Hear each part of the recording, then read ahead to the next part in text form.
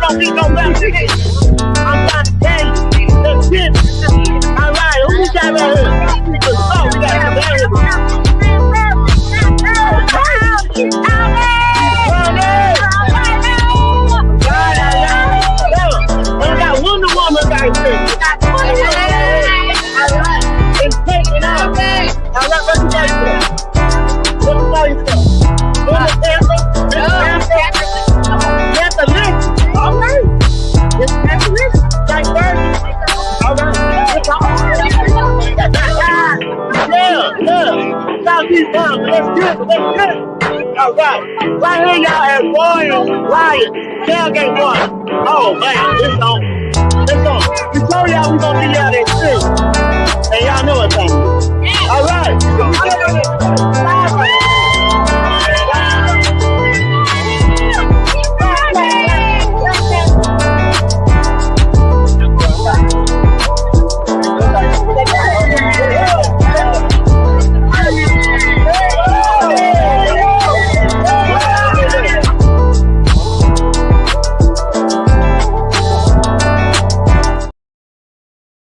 What's going on, man? Look, it's your boy in the building. I like to take this time to do this video on two special out of 32.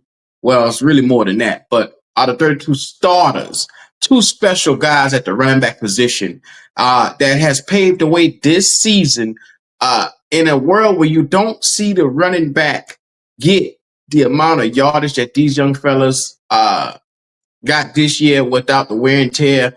Without people saying, hey, the running back position has been devalued. Hey, the running back position for these young fellas, it shouldn't be popping like it is. Well, I'm here to shine and highlight these two young fellas, and that's number one, Derrick Henry. Derrick Henry has been exceptional this year, but I'm gonna have to also shine on Saquonbarkley as well. Saquonbarkley, the league's leading getter, league's leading rusher for this season, 2,000 yards. It's amazing to see a young fella that came from the Giants and to go to the Eagles, which is an in-division opponent, and come out with 345 carries, 2,005 yards, 13 touchdowns, averaging 5.8 yards, which is almost close to 6 yards a clip. Now, be mindful when we talk about averages per carry. They always say everything over 5 is elite. Elite. So to be at the 5.8, close to 6, imagine what you would think that Saquonbarkley would be doing on this season. And I'm telling you, 13 touchdowns, 2,005 yards. It's amazing to see these young fellas come out here and get it. Now, in a not too distant past, like I said, in order to shine light on these fellas from the running back position, we're gonna have to take it back a little bit. Let's talk about the Cowboys in 1989. 9 picks, 5 players from the Vikings for Herschel Walker. 9 picks and 5 players. Think about it. That tells you the value of what they thought Herschel Walker could be for the Dallas Cowboys. Think about it. We haven't seen anybody get anything close to value like that since Christian McCaffrey. Christian McCaffrey went for 4 picks from our very own Carolina Panthers team to San Fran. Now think about it. 9 picks, 5 players. And we fast forward to 1997 for 3 short days. 3 days in 1997, running back Barry Sanders was the highest paid running back in the entire league, eclipsing the highest paid, not running back, I'm sorry, the highest paid player in the league at one point in time. And then also at one point in time, you would see some of the averages that would come over about $5 million a year. And that just tell you how far away. You would see a 3-time Super Bowl winning quarterback and Troy Aikman not make as much as a running back. Like I said, $5.6 million as the highest paid player at one time is crazy. It's crazy work is what the youngins call it today. Like I said, 3 days later, Sanders' deal was not approved by the league and it ended up being renegotiated. But I say that to say this, for 3 days, a running back, I repeat, a running back led the league as the highest paid player. And that's something we haven't seen since. Think of the highest paid running back at the position right now is Christian McCaffrey. Christian McCaffrey is the highest paid at $16 million per year. Now, he has been the number 1 guy for the last, I'd say, 4 or 5 years, back to back consistently. And probably barring injury, they probably would have been in a better position and you would see CMC. I would be talking about him on this video today. But like I said, this video is to talk about the future Hall of Famers that we see in Saquon Barkley and the potential future Hall of Famer that we see in Derrick Henry. For a career, Saquon Barkley has carried over 7,216 yards for a career. And like I said, he has been a model of consistency his entire career. Barring injury, where he would be at right now, he would be a lot further along probably with his yardage, probably close to 10,000. But I say that to say this right here. The Philadelphia Eagles last year didn't have a dynamic go-to guy like Saquon Barkley. And you notice they did no way next as they were no way next as successful with this offense. Because what were they saying last year? There's something missing. Shane Steichen, he left and feels like a part of the offense left with him. And then you enter Saquon Barkley and you get 2,000 yards on the ground. And these guys, they only lose 2 to 3 games on the season. And so you notice the immediate impact of having a guy that's so strong and what it has done for the young quarterback. The young quarterback has had up and down games all year long, but the success of the Eagles has been predicated on Saquon Barkley's back. And I say that to say this right here. It's time that we revalue the running back position because single-handedly, the Eagles and the lack of success last year, not even the Eagles were no way next being as strong as they were when it comes to being contender for a championship. Now, yes, they might have won some games last year, but when I'm talking about contender for a championship, I'm talking about being the real deal. I'm talking about having an elite shot at hosting a Lombardi. When you look at this Eagle team, you say, if we take away Jalen Hurts in the past, Saquon Barkley is going to punish us. This offensive line has been built to really bolster, to really hold or help navigate this run game that we have seen from Saquon, but take nothing away from Saquon. I watch games where I see Saquon hurdle. I see him spin out, have incredible play after play after play, and that's on him because Swift was there the year before, and Swift was no way next to running back that Saquon is. That's why I say this boy is a unicorn, and I can't uplift him without forgetting about King Derrick Henry, who hailed from Tennessee. And then he comes over his first year with Lamar Jackson, put up 1,900 yards. And like I said, the touchdowns were killing it. 16 touchdowns, 1,900 yards, 16 touchdowns. Had Saquon not had the incredible year that he had, we would be talking about Derrick Henry in the singular form of how great he is. But I'm going to put it like this. The Ravens last year, as constructed when they had Zay Flowers in the crew, Andrews, Isaiah Likely, they didn't have this dynamic of the offense, having a workhorse that could come and take the load off of Lamar Jackson. That way, on games when he didn't have to exert so much energy, he could sit back, relax, and allow him to cook. And that's what you're seeing right now. You're seeing the emergence of Derrick Henry on a team that he feels, number one, can make it and get this championship. And you have seen his numbers shot up from, I believe it was like 1,100 last year, all the way up to 1,900. What?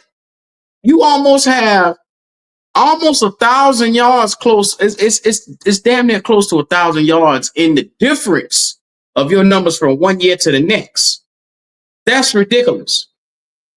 Okay, I'm looking at it right now. He had 1,167 yards last year with 12 touchdowns. This year, 1,921. Like I said, it's almost like he was two running backs. I'm just telling you guys, man, the emergence of these two young stars makes it great for the running back position because, like I said, running backs, they labeled them it's such a brutal sport. And they say because they take such a beating, such a pounding that they only have a 3-year shelf life. Well, these two young running backs, Saquonbarkley, yes, he has battled injury over his career, but what he is doing right here, leading the league in rushing after being canceled out because people didn't think that Saquon was going to come back, bounce back, and be as great as he was. Why do you think that the Giants allowed him to walk? Which was a bonehead move on Joe Shane. If you're a Giant fan and you're watching this and you see you got a 2,000-yard rusher on another team that's helped uplifting them, meanwhile, you can't even make the playoffs. And this guy right here, you could have paired him with Malik Neighbors and you probably wouldn't lose out on Daniel Jones probably because it would have looked a lot better than what it would. And he probably wouldn't have got cut in the middle of the season. But you needed that to happen to get all the loose ends off of that team. Unfortunately, you're gambling. You're playing Russian roulette. That's what you're doing. You're playing Russian roulette. But I'm going to say this. It's time that running backs get their just due. When you see guys like Saquon and King Henry work as hard as they do, they deserve to get the 16, the 18 million dollars that they deserve because they are directly the reason why both of those teams are successful. And people will battle me and debate me and say that Lamar is the direct reason why King Henry is so successful. No, you saw Lamar last year without him. And this year, it's a 360 turn. Like, it was good, but the product just went from good to great. It just went from good to, oh my God, these boys are unbelievable. Like they actually have a fair chance in the playoffs if they had to go up against a Patrick Mahomes. You don't think for 1 second that his psyche isn't different this year? You don't think for once he's walking around with a little bit more confidence? You see this right here? A little bit more pep in his step than he was last year and the year before because he got Derrick Henry and this offensive line? Come on, bro. He a bad man. But Derrick Henry is the king at the running back position. Now, I'm going to just put this here. It's time, like I said, we revalue the devalued position. And when I say devalued, it's been devalued to the point where they removed the fullback. The fullback was the lead blocker for the running back. They removed that and they said, hey, it's not that vital. We'll do away with the position. And what we're going to do is put the ball in the quarterback. And it's a quarterback-driven league now. So we're going to pay the quarterback the most money. So when they win, you win by the quarterback. And when you lose, the quarterback lost you the game. So they changed everything. But these two young fellas, like I said, is changing the mold. They're bringing it back because they're showing you the value of having a dynamic runner that you can say, hey, when all else fails, I need 5 yards. They eat, sleep, and poop 5 yards. Yeah, your boy WQ, you saw what I did right there. But anyway, this is what I'm talking about, man. Let's have NFL discussions about this. I'm loving this. If you haven't already, make sure you comment, you like, and subscribe to the channel. It's a new day in here. It's a new era for the running backs. I can't wait because I believe that King Henry was on a 2-year deal. He's on a 2-year deal, $16 million for two years. That's what Christian McCaffrey getting per year. You get what I'm saying? Saquon, I believe he signed, I think it was a 1-year deal with him, is what I believe. Now, it's time for these boys to get locked up long term. And if those two teams are anyway close to smart, you got yourselves something. When you have a strong run game, it makes it so much easier for your young quarterbacks. Lamar Jackson will probably win another MVP simply because he was more fixated on putting the ball down the field. He didn't have to worry about taking off and running as much as he did. But he can do it. You saw it. It's a luxury to have a guy that can go out there and make you pay for not having a spy there. That's what we at today, man. I'm feeling I'm feeling the love from the running back position. Me, myself, as a former defensive player, I love to see the running backs at one point in time get their money. Y'all remember Emmitt Smith? Emmitt Smith sat out years ago, made his point known. Without him, the Cowboys' success, it ain't going too far. So let's get back to reminding people how vital these running backs and the running back position is to a team's success. Because without a run game, you ain't going nowhere. So I'm gonna make sure I put that out there for you guys. The theme of the day is the run game is the landscape for success in the NFL. It's 32 teams. You need good running backs to come out here and pave the way. It's your boy Dub Q, man, and I'd like to welcome you guys to the Tailgate Experience.